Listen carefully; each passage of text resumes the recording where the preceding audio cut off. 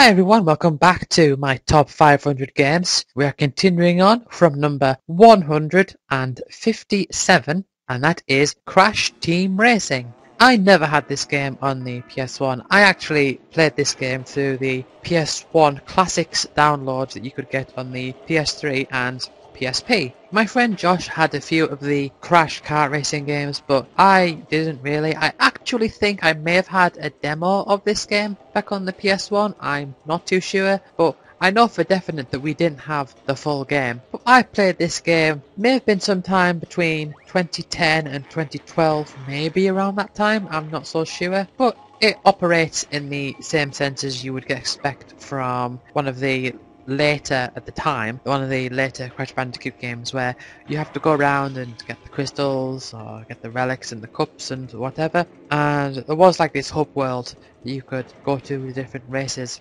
and it was a kart racing game, so you could use weapons, which in this case was like TNT boxes, Aku Aku as a shield, there were some rockets as well, and you got these by smashing through boxes, and you could also collect the Wumpa fruit around. Big thing that I noticed when I first played this game is that the Wumpa fruit are in much less supply as what they are in the normal Crash Bandicoot game, because usually you just get loads of them, when here it's like you'll find maybe one or two at a time, and so that was quite unusual. But the levels that I hated the most on this game were the ones where you had to go around and hunt the crystals. They were the most annoying ones because you have to drive into the crystals in this like arena, and it's so awkward because sometimes you'll just miss them a bit, then you have to like do like an awkward turnaround to go back into them. It's really awkward. If they had some sort of element of attraction, then that would kind of be better, I suppose, but it was just too fiddly. Also, this game saw the return of Papu Papu. I had wondered where he had got to.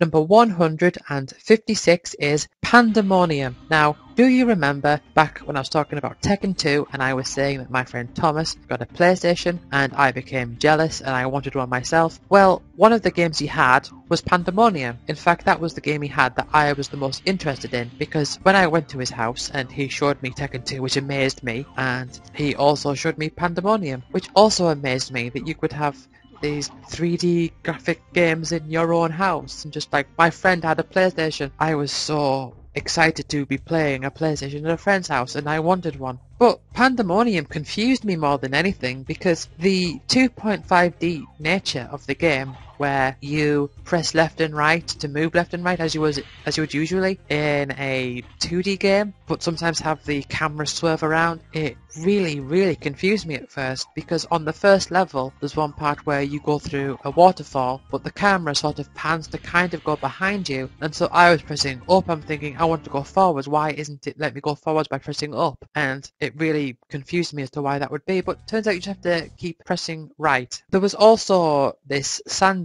level where I used to make up a song. I have no recollection of what it was, but it was just like a little 2-second jingle or something to do about the little tornadoes that were in the deserty levels, and it really annoyed him. He hated it. I wish I remembered what it was, but I really found it funny for some reason. And one day he came over to my house. I remember playing that game quite a lot on this day, and I really had a lot of fun with it. Basically, the way I can describe Pandemonium is that I've already described it's a 2.5D platformer. You have two characters, Nikki and Fargus. Fargus has the ability to do a spin attack, and Nikki has the ability to double jump. But we didn't know about Nikki's double jumping ability straight away, so we went for a long time thinking that Fargus was just a better character. But you defeat the enemies by jumping on them, and you can also collect these little power-ups. So there's the freeze ray, which freezes the enemies, there's the red fiery one that just kills them, and then there's the shrink ray, the green one. I don't know what the significance is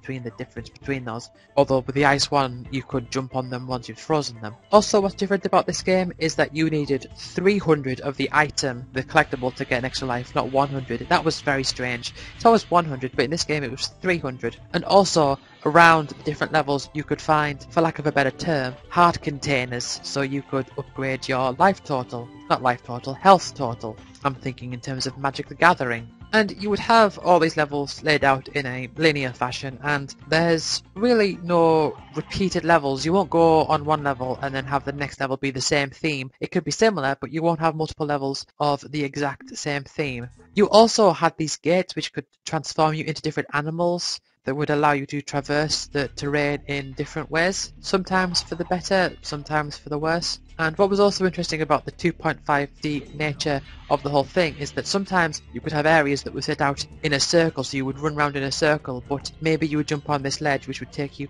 somewhere out of the circle. Well, that was interesting. This is a game that used passwords. You couldn't save the game, it didn't use the memory card. You had passwords, and sometimes you could type in a particular password and it would give you these cheats. And there was just loads of them. Like, the only one I really remember, well, I remember a few of them. I think Hard Body made you invincible, and then Born Free meant you unlocked all the levels from the start. And there was also something like Tommy Boy, which unlocked the pinball bonus stage, and there was Body Swap that allowed you to press triangle to switch characters in the middle of a level. They were all 8-letter passwords, and there was just loads of them. There was one where all of your characters' bodies were messed up and all glitchy looking. There was just all sorts. And I was never able to complete this game legitimately because it got too hard. And I did actually get to see the final boss at the end of the game, and I have seen the later levels through using these different cheats. So the final boss is this weird eyeball thing,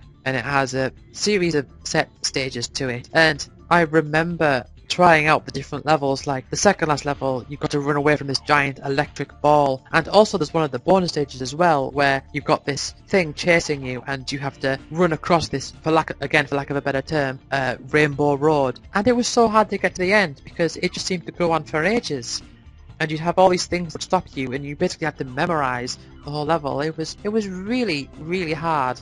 I do have some fond memories of this game. Number 155 is Star Ocean First Departure. Now this is the PSP remake of the original Star Ocean game, and I only managed to get so far into this game, and I don't have much to say about this game. A couple of things that really stand out to me. I remember, for one, you start on this, it's sort of like a foresty wildlife type planet where everything's very nature based, and then very soon into the game you'll have these people from another planet send you aboard their spaceship, and that was very strange. I mean, it's Star Ocean, I knew that was going to happen, something of that sort of caliber was going to happen, but it is quite a strange contrast. This is one of those actiony RPGs. If you have any familiarity with Star Ocean as a whole, or Tri-Ace in general, then you'll probably know exactly what the combat's like, but you do enter battles, and then you'll have this battle arena, and you'll have different buttons to press for different attacks, and you'll get different prompts coming up, and when you level up you get skill points, and you can spend those skill points on different abilities. And I remember there's one ability that each character has, and what that ability does is it makes all of that character's abilities cheaper to buy, but it's very unclear as to whether it's worth it or not. I always kind of assumed it was, so what I did was I just kept buying that ability until eventually it cost 1 SP, and then didn't buy it anymore until it eventually cost more SP to buy, so then I would do that. Or is it the way around? No, it wouldn't have cost 1, it would have cost more. It's confusing. It was rather confusing how that worked, but I did play that, and I did keep using that ability up until a certain point. Yeah, the cost would have gone up, or would it have gone down? I don't know. Whatever, it doesn't matter, but just know that I kept using that ability. But I mostly play this on Train Journey, so not too much memories I have assigned to this game, other than the fact that I played it on the train a lot. Number 154 is Crackdown 2, and this is a clump because number 153 is Crackdown, and this is a series which is Xbox exclusive, and I was originally shown Crackdown from my friend Alex, and what this game has become rather famous for is the agility orbs. The best way I can describe these games is that you are this agent and you basically go around shooting bad guys in this city, and in the first game, for example, you have to kill the leaders of these different gangs, and doing so will unlock different parts of the city, whereas in the second game it's more to do do with zombies. And I know that people generally don't like the second game as much as the first one, and I would say that the first one is probably a bit better than the second one, but I still really enjoyed both games. The way that it worked is that you get different stats that you level up by doing different things. So the more that you kill enemies, they'll give you points based on what you use to kill them. So it might be firearms, or it might be melee, or whatever. And you can level up your jumping capabilities by collecting the agility orbs, and I think that is perhaps the most appealing thing for a lot of people, this whole idea of all these orbs scattered around the map. They're basically like these little green icons that you will see like on the top of buildings, on the corners, and all over the place, and you collect them and they give you some experience towards your agility, and when you reach certain points in that leveling, you will be able to jump higher, which will allow you to reach higher agility orbs. It's always nice to see all these orbs around ready for you to collect them, even though I know that it's generally frowned upon to say that you have lots of things to collect in a world, because it's just doing something over and over without strategy or whatever. But I feel that these games did it quite well. And you also have the hidden orbs as well, which are, as you'd expect, hidden all around the worlds. And the hidden orbs specifically give you multiple stats as opposed to just the agility one. But also there's this whole checklist of ones that you've found. Now, there's also a driving skill, but no one cares about it because it's stupid. I mean, why would you ever decide to drive when you can get agility orbs and run really fast and jump really high? I don't know why anyone would want to do that. You can also collect weapons by defeating enemies and collecting their weapon, and if you take that weapon to one of the certain checkpoints, it will add to your inventory so that you can then choose it at any time. I originally played the first Crackdown when I got my 360 originally. I think it was towards the end of 2011 that I played Crackdown 2. But yeah, good games. Number 152 is DuckTales Remastered. Now, this game has received quite a lot of criticisms for having really long bits of story, and trust me, they're not that long. I think that people really over-exaggerate it, and people say it's annoying to have to skip them all the time. Well, it's really not. I really think people over-exaggerate with that. I seriously do. But this is a remastered version, so to speak, of the original DuckTales game that was released on the Nintendo, the NES, which I'd never played. But this is basically, it's got the same set of levels, and it's a platform game, and your main mode of attack is by jumping on the enemies with your pogo cane.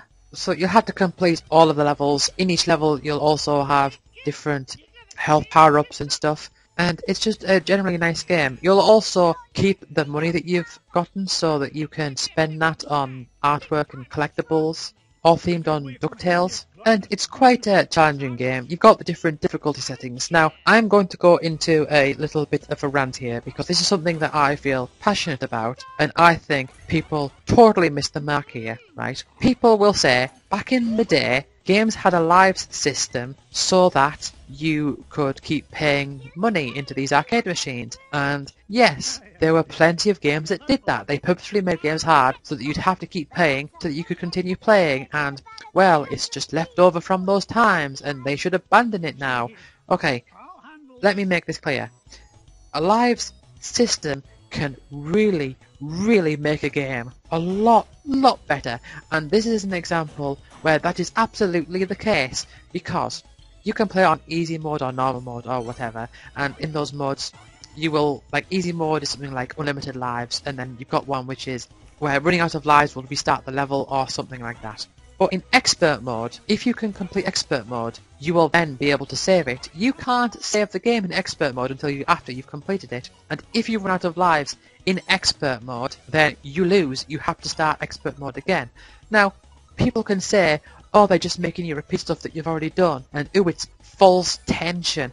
No, let me tell you this. It's not false tension. There's no such thing as false tension. It's really good tension. I have not yet completed this game on expert mode. I've gotten to the final stage a couple of times, and let me tell you, it has made the game so much more exciting. It means that every hit counts. Whenever you come across a boss and they will launch an attack at you, you have to be really careful that you dodge those attacks, because it really matters. And so, when I play this game on expert mode, and I get to even just a rather simple boss, I am tense. Like the boss for the Aztec world, I I am really, really careful, I am focused, and I am trying to like be careful to dodge things and get out of the way, and then on the final level, like being really scared when like a chain breaks or something.